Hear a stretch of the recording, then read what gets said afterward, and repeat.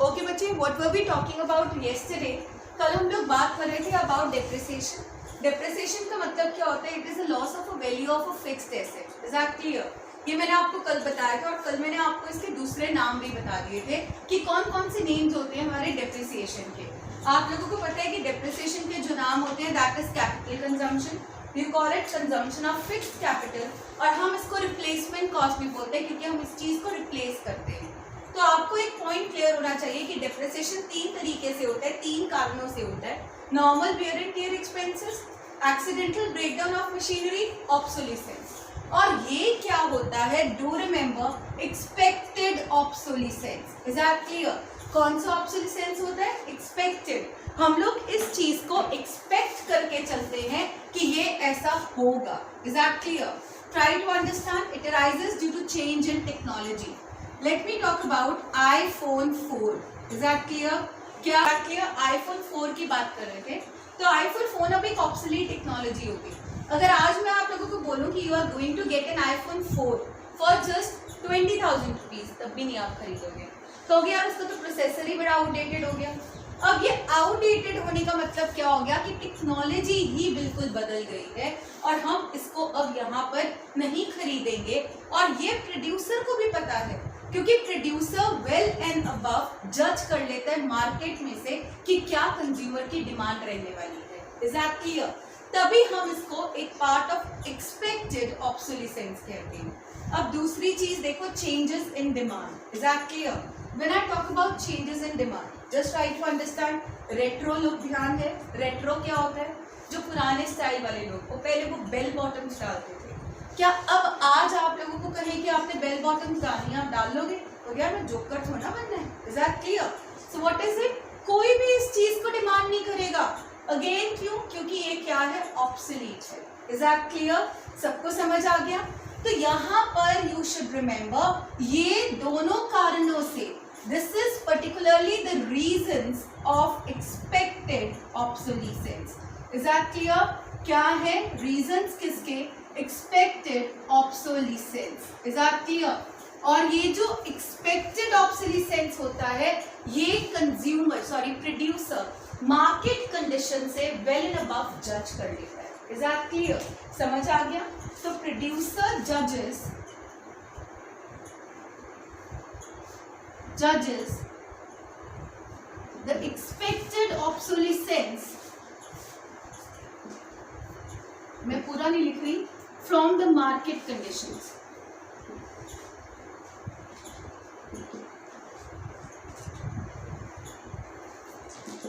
Is that clear? तो बच्चे अब आपको एक चीज पता है, जो भी चीज नहीं आई है उससे पुराना तो होना ही होना है। Is that clear? यूसेज करते रहेंगे। Is that clear? तो बच्चे यहाँ पर कई बार नॉर्मल वेयर एंड टियर, कई बार एक्सीडेंटल ब्रेकडाउन, इन सारे कारणों से हमारे को कुछ ना कुछ बड़ी बड़ी फैक्ट्रीज को एक फंड मेंटेन करना पड़ता है। And you know what fund is that? Depreciation reserve fund. कौन सा फंड होता है यहाँ पे? Let's talk about the depreciation reserve fund. बच्चे you know who maintains this depreciation reserve fund? It is maintained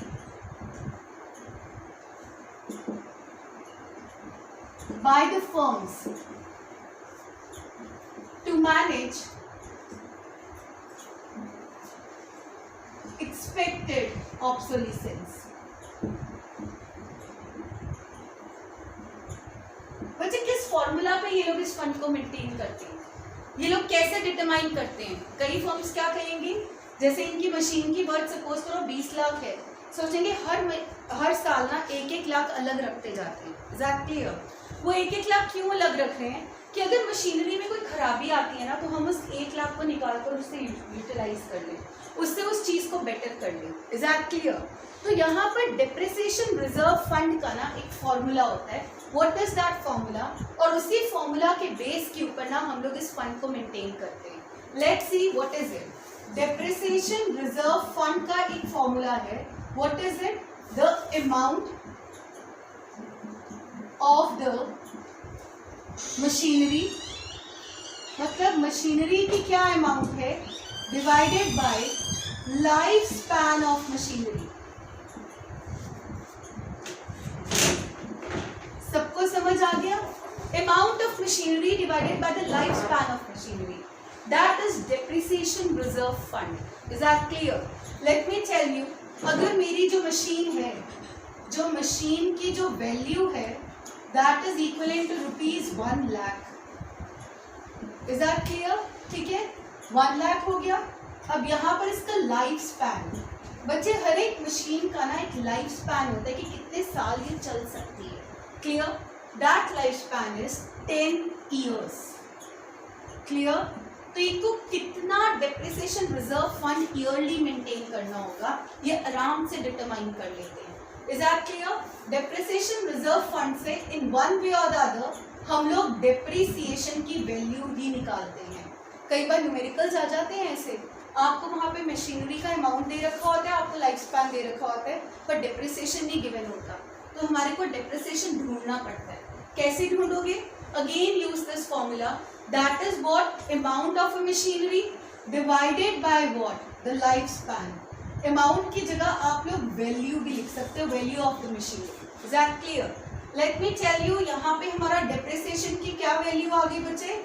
हम लोग कितना डेप्रिसिएशन मेंटेन करेंगे? Let's try to understand. It is 1 lakh divided by 10. Is that clear? कितना आ जाएगा? 10,000 हमारा depreciation होगा. Rupees 10,000 will be maintained yearly. Is that clear? ये क्या हो गया? This is nothing but this is depreciation. ये क्या है? डेप्रिसिएशन है. हमने इसकी वैल्यू को मेंटेन करना शुरू कर दिया ताकि फ्यूचर में हमारे को कभी भी कोई प्रॉब्लम ना आए. Is that clear? अब बच्चे आप मुझे बता सकते हो कि हम लोग यहाँ पे डेप्रिसिएशन को क्यों मेंटेन करते हैं? Anyone? Let's see, why do we maintain depreciation reserve fund? Why do we maintain depreciation reserve fund? आप लोग जब छोटे हो अभी, आप लोग अपनी पॉकेट मनी साइड पे रखते हो कि नहीं रखते? थोड़ी बहुत तो रखते हैं हमारे में. Is that clear? क्योंकि बाय चांस अगर कहीं किसी को गिफ्टिंग करना है, कहीं किसी को कुछ देना है, तो आपके पास कुछ अमाउंट तो हो. Is that clear? उस समय अगर पेरेंट्स को नहीं बताना कि उन्हें किसी को गिफ्ट देना है, तो अंदर से पैसे तो निकल आए. समझ आ गया? So what is that? This is why we maintain a depreciation reserve fund. Depreciation reserve fund maintain, ये तो आपके लिए एग्जाम्पल था. मतलब जिस तरह से आप कुछ पैसा साइड पे रखते हो, कंपनीज और फर्म्स भी वो पैसा साइड पे रखती है, बट किसी को गिफ्टिंग करने के लिए नहीं, अपनी मशीन जो वॉर्न आउट हो गई है उसको रिप्लेस करने के लिए. Is that clear? ठीक है. अब यहाँ पे फर्स्ट रीजन देखो, it helps a firm to manage. Is that clear? Their assets, right? It helps the firms to replace worn out assets. Is that clear? ये लोग अपने worn out assets को replace कर सकते हैं. समझ आ गया? जैसे कोई चीज़ खराब हो गई तो थोड़ा सा पैसा पड़ा, उनके लिए उनको एक सिक्योरिटी होती है कि हाँ उनके पास वो चीज़ है, हमें एंड में इतना खर्चा नहीं करना पड़ेगा. अगर बाय चांस सपोज करो मशीन चलते चलते ही बंद हो गई और आपने डेप्रिसिएशन रिजर्व फंड मेंटेन ही नहीं किया, तो क्या होगा? कितना ज़्यादा बर्डन एक कंपनी के ऊपर आ जाएगा उसको रिप्लेस करने में. बट अगर आप फार साइटेड आप डेप्रिसिएशन रिजर्व फंड मेंटेन कर रहे हो, आपको बिल्कुल भी यहाँ पर कोई मुश्किल नहीं आएगी. It is just a kind of an insurance. Like आप लोगों का कोई बॉडी पार्ट डैमेज हो जाता है, आपके इंश्योरेंस करवा रखा है, हर मंथली आप लोग यहाँ, हर ईयरली आप लोग यहाँ पर अपनी कोई ना कोई इंस्टॉलमेंट्स देते हो, तो जब आपको कोई ना कोई प्रॉब्लम होती है तो वहाँ से आपका पैसा आ जाता है. समझ आया? It's a same kind of a thing कि अगर कोई मशीन बीमार हो जाती है, मशीन खराब हो जाती है, उसको रिप्लेस करना है, तो it is not a burden on the firm then. Is that clear? So बच्चे, व्हाई डू वी मेंटेन? सबसे पहले it helps to the firms to replace the worn out assets. Second, it helps them to reduce their burden.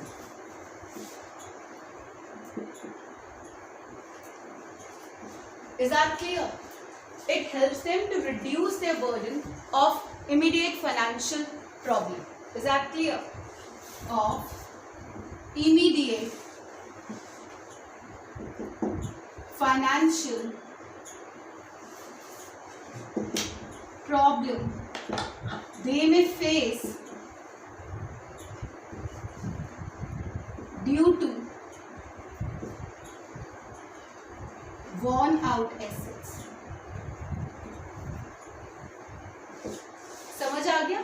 अगर इनको by chance अपनी machinery को immediately वर्न out assets हैं वो उनको इमीडिएटली रिप्लेस करना पड़े ना, तो you should be remembering this particular point कि यहाँ पर इनको हेल्प मिल जाती है. क्लियर और नॉट? इतना ही नहीं, यहाँ पर आप लोगों को ये भी पता होना चाहिए कि यहाँ पर अगर आपके पास रिप्लेसमेंट इन्वेस्टमेंट नहीं है तो क्या प्रॉब्लम हो सकती है. Is that clear?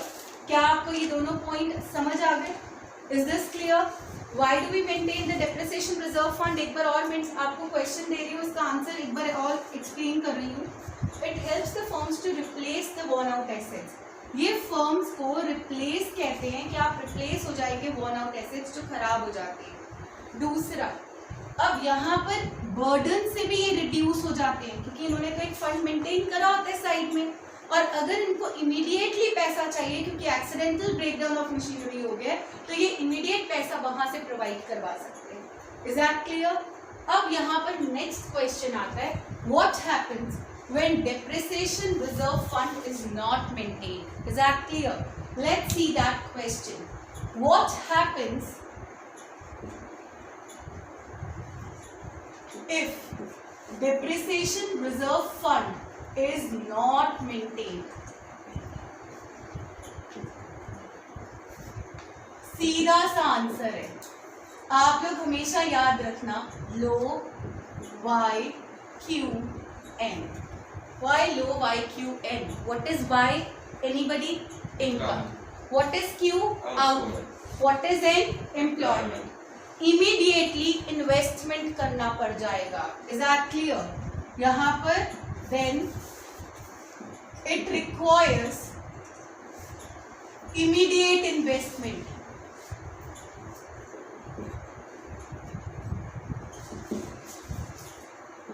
To replace the asset. Is that clear? आपको इमीडिएट इन्वेस्टमेंट करना पड़ेगा उस एसेट को रिप्लेस करने के लिए. सोचो, जो पैसा आपने रखा था कि हाँ ये मेरे लिए सिक्योरिटी है, ये मैं आगे अपने प्रॉफिट से और आगे इन्वेस्टमेंट्स करूंगा बिजनेस में, लेकिन अभी तो हमारे को सिर्फ एसेट को रिप्लेस करने में इन्वेस्ट करना पड़ गया, तो जो आपने अपने आउटपुट को बढ़ाना था वो तो नहीं बढ़ा. Is that clear? सेकेंडली यहाँ पे क्या आएगा, it then results in low level of output. Is that clear? हमारे को ये लो लेवल ऑफ आउटपुट को लीड करता है. समझ आ गया? अब यहाँ पर देखो, if output is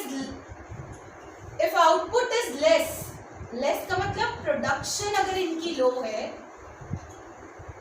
then we require less employment. Is that clear? हमारे को कम लेबरर्स की जरूरत है, राइट? दूसरी बात देखो, if output produced is less,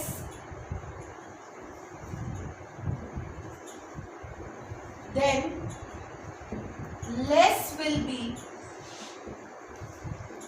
income generation. हमारी इनकम जनरेशन भी तो कम हो जाएगी इकोनॉमी के अंदर. सबको समझ आया, राइट? इनकम भी कम जनरेट होगी, तो धीरे धीरे हमारी इकोनॉमी के अंदर क्या होगा, लो जीडीपी. Is that clear? ये सारे का सारा किसको लीड करेगा बच्चे? This results in low GDP in an economy.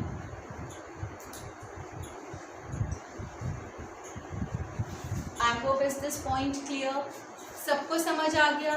Should I repeat this once again? एक बार और देखो, यहाँ पर ये सीरीज इकट्ठे चलती है बच्चे. अब आप एक ये चीज याद रखना इकोनॉमी के अंदर ना वाई क्यू एन इकट्ठा चलता है, इकट्ठा ही बढ़ता है, इकट्ठा ही घटता है। Is that clear? यहाँ पर क्या हुआ, it's a try for a firm, बहुत बड़ी मुश्किल की सिचुएशन है। क्यों? क्योंकि यहाँ पर इमीडिएट इन्वेस्टमेंट करना पड़ा। कहाँ इन्होंने सोचा था मैं अपने बिजनेस को बढ़ाऊंगा, कहाँ इनको अपने बिजनेस में अपने एसेट को, वॉर्न आउट एसेट को रिप्लेस करने के लिए इन्वेस्टमेंट करना पड़ा। क्लियर? इन्वेस्टमेंट इन्होंने यहाँ पर वॉर्न आउट एसेट पे कर दिया, तो obviously low level of output अब प्रोड्यूस करेंगे। समझ आ गया? लो लेवल ऑफ आउटपुट, अगर आउटपुट कम है, प्रोडक्शन का लेवल कम है, तो अब हमारे को लेबरर्स जो प्रोड्यूस करें वो भी तो कम चाहिए। अगर हम ज्यादा लेबरर्स रखेंगे तो खर्चा भी तो कितना बढ़ जाएगा। इज दैट क्लियर और not? Right?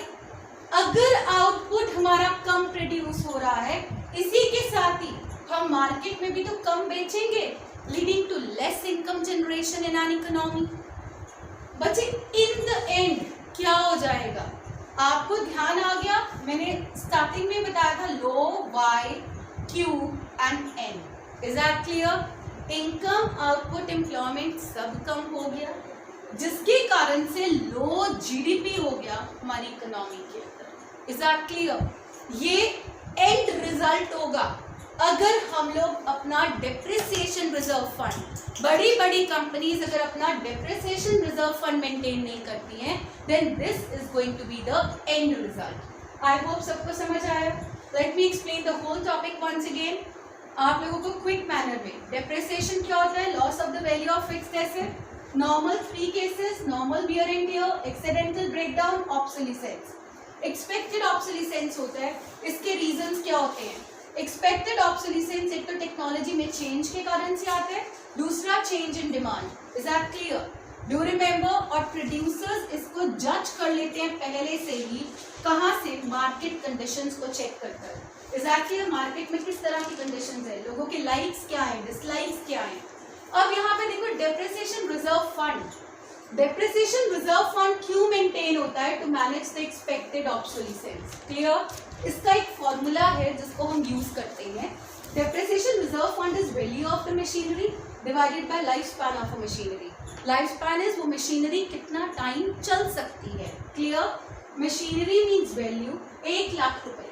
Clear? Life span 10 years. What is depreciation? 10,000। मतलब ईयरली 10,000 अगर मेंटेन करो तो आपकी सारी एक्स्ट्रा कॉस्ट निकल जाती है अपनी मशीन को मैनेज करने की। क्लियर? और आप भी खुश हैं क्योंकि आपने 10,000 ही तो निकालने हैं, फ्यूचर सिक्योर है, कोई प्रॉब्लम ही नहीं है। Why do we maintain depreciation reserve fund? You have the answer. It helps the firms to replace the worn out asset. Secondly, it helps to reduce the burden of immediate financial problem they may face due to the worn out asset. Is that clear?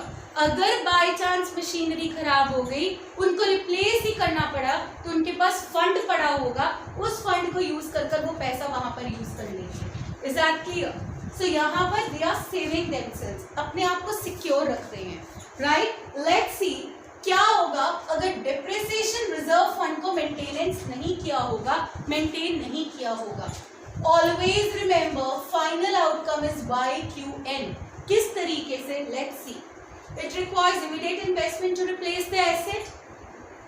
It then results in low level of output, क्योंकि हमने कहाँ business में invest करना था, कहाँ वो business में तो इन्वेस्ट कर नहीं सके, आउटपुट बढ़ा नहीं सके, तो हमारा आउटपुट का लेवल कम हो जाएगा। आउटपुट का लेवल कम हुआ तो लोग भी तो कम चाहिए ना प्रोडक्शन करने के लिए, तो लो एम्प्लॉयमेंट। अब आउटपुट कम था तो कम बेचेंगे मार्केट में, तो कम इनकम जनरेट होगी। तो धीरे धीरे वाई क्यू और एन तीनों का लेवल कम हो गया, जिसके कारण से हमारी कंट्री की जीडीपी का लेवल कम हो गया।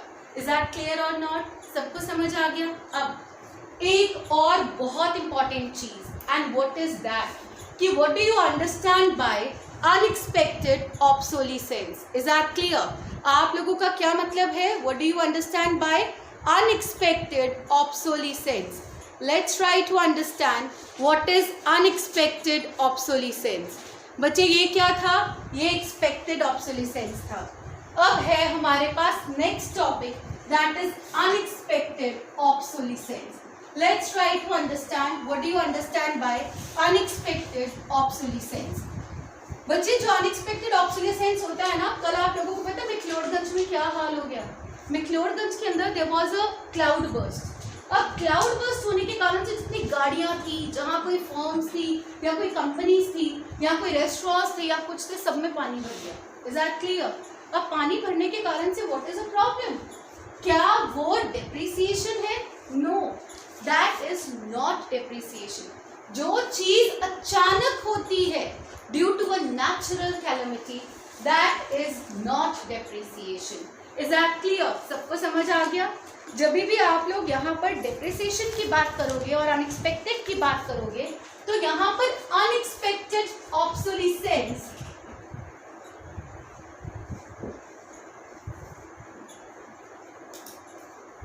is capital loss.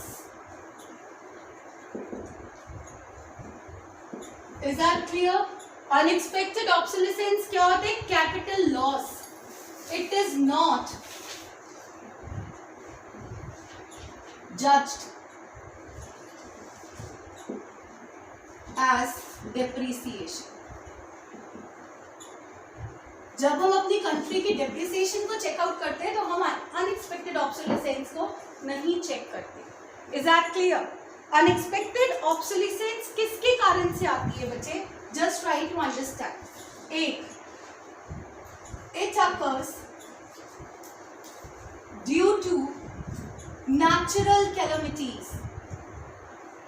Natural calamities. Natural calamities like flood, fire, earthquake. कितना नुकसान होता है earthquake के कारण से? Cloud burst, tsunami and so on. Is that clear? Right? दूसरा, it occurs due to fall in the market value of the asset. Market value of the asset. Clear or not? Market value कब गिरती है? क्या आप बता सकते हो market value कब गिरी थी? मार्केट वैल्यू तब गिरती है जब रिसेशन का टाइम पीरियड होता है। Is that clear? As during recession. Is that clear? Economic recession. See to it. Occurs due to the natural calamities. Like मैंने अभी आपको एग्जाम्पल दिया क्लाउड बर्स्ट का। क्लाउड बर्स्ट हो गया तो उसके कारण से गाड़ियाँ गुड़ियाँ बहुत बह गई। वो गाड़ी का चलो इंश्योरेंस होगा, वो अलग बात है, लेकिन वो डेप्रिसिएशन नहीं माना जाएगा। समझ आ गया? वो क्या माना जाएगा? कैपिटल लॉस माना जाएगा। क्लियर? किसी रेस्टोरेंट के अंदर पानी घुस गया, सारी चेयर्स टूट गई, सारा इंटीरियर खराब हो गया, not depreciation, capital loss. Clear? दूसरा, it occurs due to the fall in the value of market, right? Value of the asset. See to it मेरी प्रॉपर्टी पड़ी थी, प्रॉपर्टी रिद्धि सिद्धि में थी। अब वो रिद्धि सिद्धि के अंदर एकदम प्रॉपर्टी की वैल्यू बहुत डाउन हो गई। जो 1 करोड़ का मेरा प्लॉट था वो सिर्फ मेरे को यहाँ पर 50 लाख में मिल रहा है। अब जाएगा अगर मैं उसको देती हूँ किसी को तो व्हाट इज दैट? मैंने तो उसको खरीदा 80 लाख में था, मैं एक्सपेक्ट करी थी 20 लाख का प्रॉफिट, कहा मुझे यहाँ पर 30 लाख का लॉस हो जाएगा। समझ आया? तो ये लॉस क्यों हुआ? मार्केट वैल्यू क्यों कम हुई?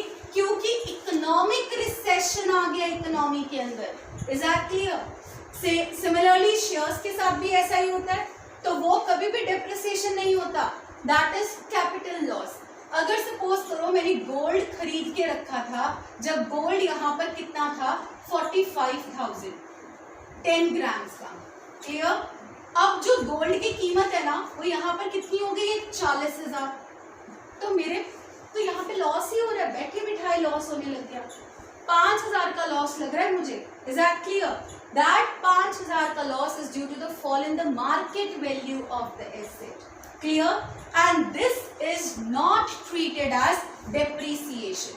यहाँ पर कितने का लॉस हुआ? Loss of 5,000 rupees, right?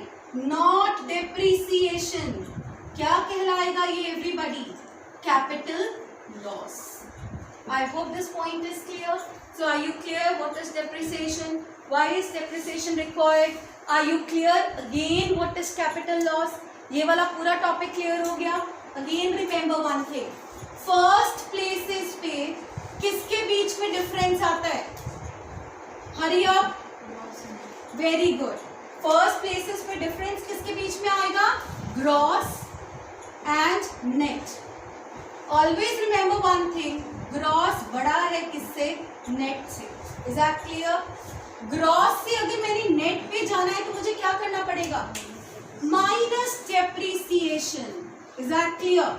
और अगर मुझे यहाँ पे नेट से ग्रॉस में जाना है तो मुझे क्या करना पड़ेगा? यहाँ पे एवरीबॉडी, छोटी चीज से बड़े पे जाने के लिए plus depreciation. Is that clear?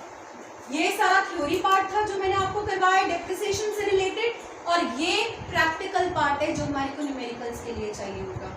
Everybody, तभी मैं रिवाइज करवा रही हूँ इसको दोबारा से, ताकि this is going to be helpful for you. So do remember, gross minus net क्या दे देगा आपको? डेप्रिसिएशन। और ग्रॉस की वैल्यू नेट की वैल्यू के बराबर कब होगी? जब depreciation is equal to 0। I hope it is clear. ये 4 चेंजेस आते हैं, हमेशा याद रखना। कौन कौन सी? ग्रॉस और नेट की अगर सिमिलर टर्म्स हैं उनको हम माइनस कर देंगे तो क्या आ जाएगा? डेप्रिसिएशन। जैसे ध्यान से देखना, मेरे पास यहाँ पर क्या था? यहाँ पे बता रही हूँ GDP, यहाँ पे क्या है? NDP। अब बच्चे मेरे पास तो डिफरेंस सिर्फ फर्स्ट प्लेसेस पे ही है, पीछे वाले दोनों वेरिएबल्स तो बिल्कुल सेम है। दिस मीन्स जब मैं ग्रॉस GDP में से NDP को माइनस कर दूंगी तो मेरे पास यहाँ पे एंड रिजल्ट क्या आएगा? डेप्रिसिएशन। ये ध्यान रखते हैं न्यूमेरिकल्स के लिए। क्लियर और not? Now let's see to it. ये तो 2 पॉइंट्स हो गए जो मैंने आप लोगों को यहाँ पे बताए। अब 2 और देख लो जो यही थे। ग्रॉस एक बड़ी टर्म है, माइनस डेप्रिसिएशन करेंगे तो क्या आ जाएगा? नेट। और नेट जो एक छोटी टर्म है, प्लस डेप्रिसिएशन करोगे तो क्या आ जाएगा? ग्रॉस। Is that clear? तो ये कुल मिलाकर ये 4 टर्म्स हैं जो आपको हमेशा याद रखनी है। I hope this point is clear. Everybody clear regarding this? Okay. So बच्चे, you should be remembering one particular point and that is what? Depreciation अगर होती है तो उसको मैनेज कौन कर लेगा? Depreciation reserve fund. और अगर कैपिटल लॉस आपको बिजनेस में होता है तो उसको मैनेज कौन करेगा? इंश्योरेंस। तभी कहते हैं ना इंश्योरेंस करवाना चाहिए। आजकल तो लाइफ की इंश्योरेंस, गाड़ी की इंश्योरेंस, हर चीज की, महंगी चीज की इंश्योरेंस, घर का इंश्योरेंस हर कोई करवाता है। Is that clear? तो ये बहुत इंपॉर्टेंट डिफरेंसेस हैं जो आपको हमेशा याद रखनी है कि डेप्रिसिएशन को अगर हमें मैनेज करना है तो किसके साथ? डेप्रिसिएशन रिजर्व फंड के साथ। कैपिटल लॉस को मैनेज करना है तो किसके साथ? इंश्योरेंसेस के साथ। Is that clear? So this was all about your gross and net.